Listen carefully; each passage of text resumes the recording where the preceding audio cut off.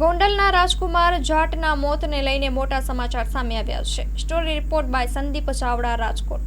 પુરા police station ખાતે જે ફરિયાદ નોંધવામાં આવેલી છે એ અનુસંધાને જે દિવસે પીએમ કરેલું હતું જે દિવસે ફોરેન્સિક પીએમ પણ કરવામાં આવેલું હતું. ત્યારબાદ પુરા પોલીસ સ્ટેશનમાં અમે તપાસ ચાલુ કરેલી છે. તપાસ દરમિયાન સાપરથી માંડીને છેક રામધામ આશ્રમ સુધી સીસીટીવી અમે ઘણા ચેક કરવામાં આવેલા. એ દરમિયાન સાપરથી રાજકોટ વચ્ચે ખોડિયાર હોટલ છે તેના સીસીટીવી ચેક કરતા મરણ જનાર છે એ વગર કપડા વગર ચાલતો દેખાઈ આવે છે. અને આગળ આવતા રસુલ ચોકની આજુબાજુ આવતા એને જે વ્યક્તિએ કપડા આપેલા કપડા પહેરાવેલા એ લોકોની પણ ઓળખ થઈ છે. તે લોકોનું પણ નિવેદન નોંધવામાં આવેલું છે.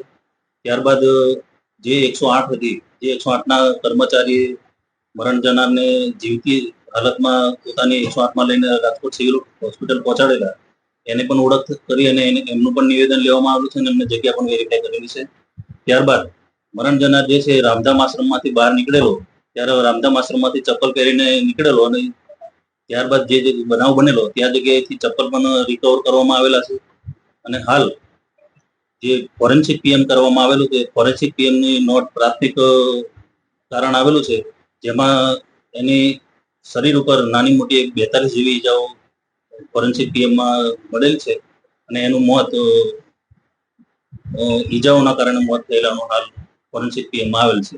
અને હાલ અત્યારે પોલીસ સ્ટેશનથી દરેક બનાવવાળા સ્થળેથી કુવાડવા તેમજ એરપોર્ટ વાળા રોડ તેમજ આ બાજુ ઇંગ્લેન્ડ ચોક સુધી તમામ સીસીટીવી ચેક કરી રહ્યા છે કે જેમાં કયા વાહનથી અકસ્માત થયું છે તે બાબતની તપાસ પૂર તેજમાં ચાલુ છે. અને હાલ એ બાબતની તપાસમાં અમે ગંભીરતાથી લઈ રહ્યા છીએ. જે ઈજાના નિશાન મળ્યા છે એ અકસ્માતથી છે કે પછી માર મારીને ઈજાના નિશાન? એ ડોક્ટરશ્રી તો એને જે ઈજા છે એ જ બતાવે છે, પણ હાલ મારું તારણ એવું છે કે આ જે ઈજાઓ છે અકસ્માતથી થઈ હોવાનું જણાય. જે તેના જમણા પગમાં ડાબા પગમાં બે ગંભીર જે ચાકા પડી ગયું એ પ્રકારની ઈજાઓ સામે આવી છે રિપોર્ટમાં.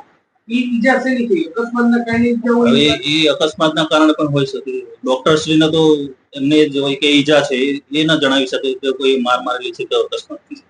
પણ હાલ જે જગ્યાએ પરથી એમને 108 પિકઅપ કર્યા હતા અને જે જગ્યાએ વર્ણન કર્યું છે કે આ રીતના આ પરિસ્થિતિમાં હતા એ જોતા એવું લાગી રહ્યું છે કે અકસ્માતથી થઈ હોવાનું જણાય. પરિવારજનો કન્ટિન્યુ જે આમાં શંકાસ્પદ મોતની આશંકા વ્યક્ત કરી છે. કેટલીક વાતો એવી પણ આવે છે કે જ્યારે અકસ્માત સર્જાયો એટલે ત્યારે જે શંકાસ્પદ જગ્યા વાહનો છે તે પણ આવી ગયા હતા. તો આ વાતમાં કેટલી ના, એ બાબતમાં અમને કોઈ એવી જાણકારી મળેલ નથી.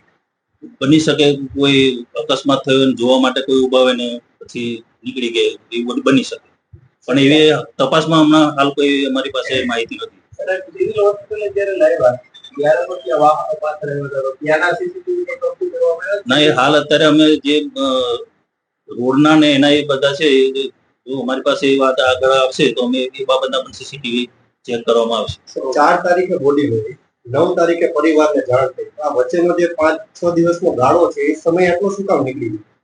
અમારી પાસે જ્યારે આ રીતના જે મળેલા ત્યારબાદ મરણ ગયેલ ત્યારે અનનોન હતા, એની ઓળખ થઈ નથી. એટલે એની ઓળખ માટે અમે પ્રયત્નો કરી રહ્યા હતા કે આની ઓળખ ક્યાંથી થાય.